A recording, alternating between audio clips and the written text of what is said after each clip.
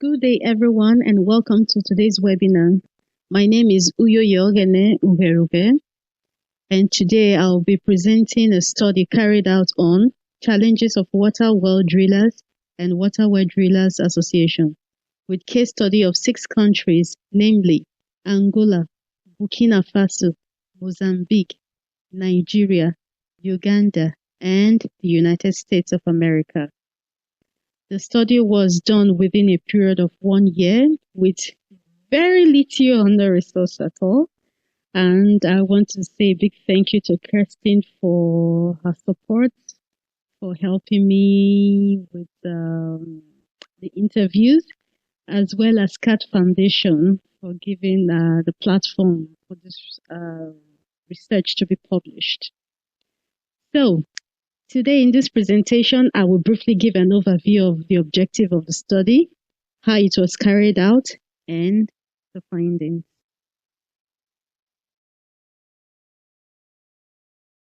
As already established, groundwater accounts for about 99% of fresh water on Earth, with over 2.5 billion people relying on it for their basic needs.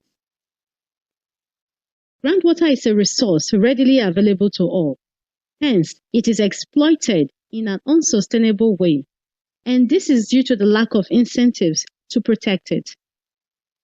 This therefore calls for an urgent need to manage it, and it can be achieved through deepening the knowledge of all stakeholders in the sector, especially those in direct contact with the resource. The issue on Water Well Drillers Association was first raised during an online discussion in 2014 on the RWSN Groundwater Sustainable Group. This conversation created the basis for this study, a first on Multiple Drillers Association. The objective of the study is to understand the challenges of water well drillers within their country context, as well as the functioning and challenges of Water Well Drillers Association.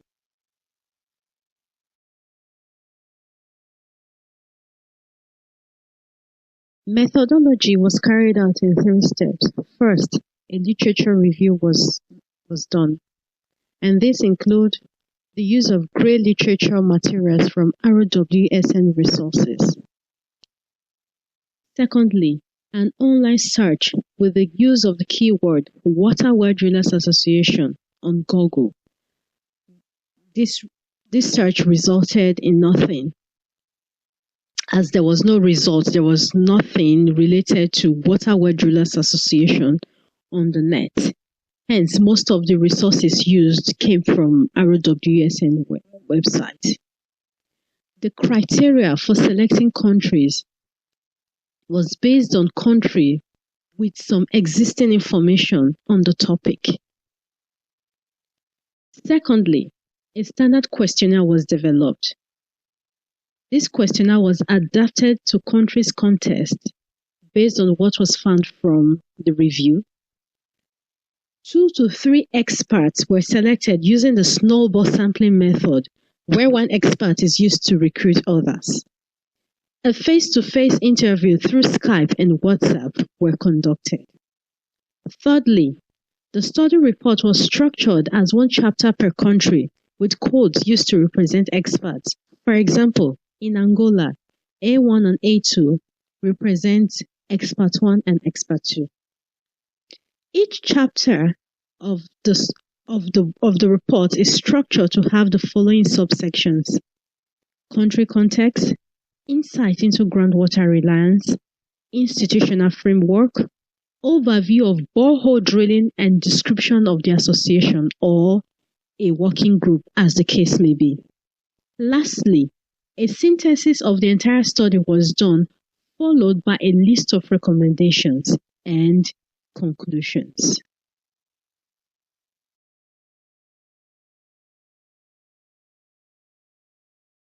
Issues were categorized into 8, namely capacity, contracts and standards, finance and payment, procurement and corruption, data, logistics and availability of spare parts, as shown in the table.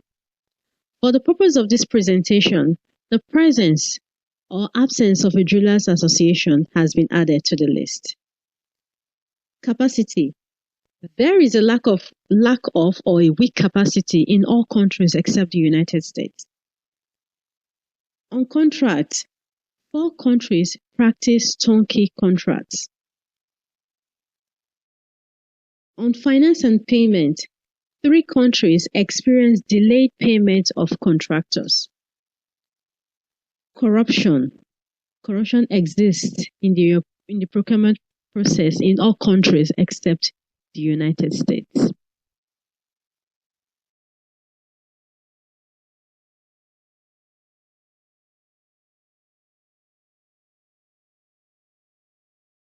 Data only exists in 2 countries. Logistics is mentioned to be a challenge in 3 countries. The availability of spare parts is mentioned to be a challenge in 1 country, which is Nigeria. Drillers Association is present and active in only 3 countries.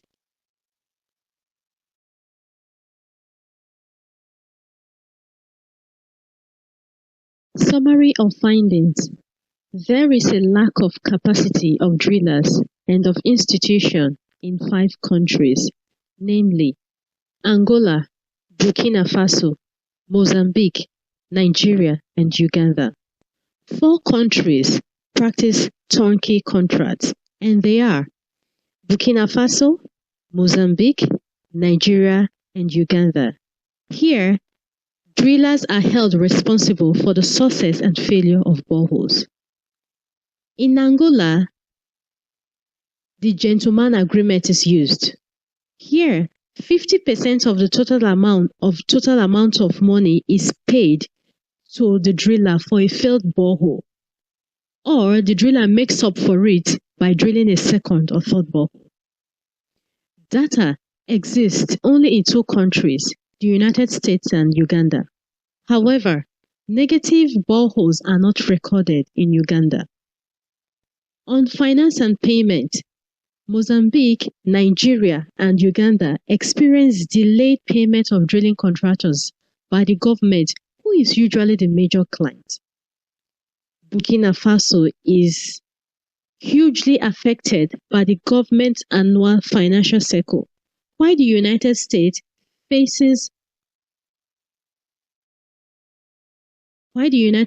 is faced with increase in insurance, drilling materials, and fuel prices. Drillers Association is present and active in Nigeria, Uganda, and the United States. It is existing but not active in Burkina Faso and Mozambique. Angola, as the case may be, has a working group. Other challenges within existing associations include unwillingness of drillers to be part of one, as well as the challenge of sustainability and transparency of these associations. 2 major challenges was observed to be common to all the countries of study. First, a generation gap of water well professionals and few women in the sector.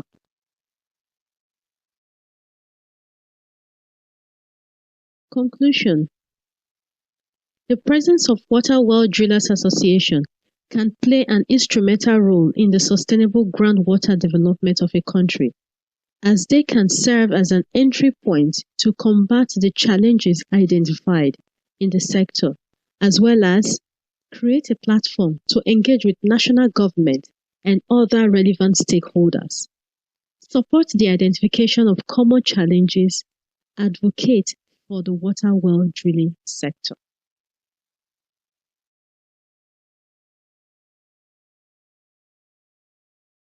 Recommendations. On the short term, there is need for the following. First, investigate drillers associations in other countries and prioritize its establishment where there are none. Secondly, capacity building of all stakeholders and the need to put in place a sustainable platform for continuous professional development. Thirdly, Develop a school curriculum for primary and secondary school students on groundwater-related topics, and advocate for compulsory internships for undergraduate students in water-related fields. And fourthly, create awareness and increase interest of youth from different countries on groundwater issues, especially women and girls.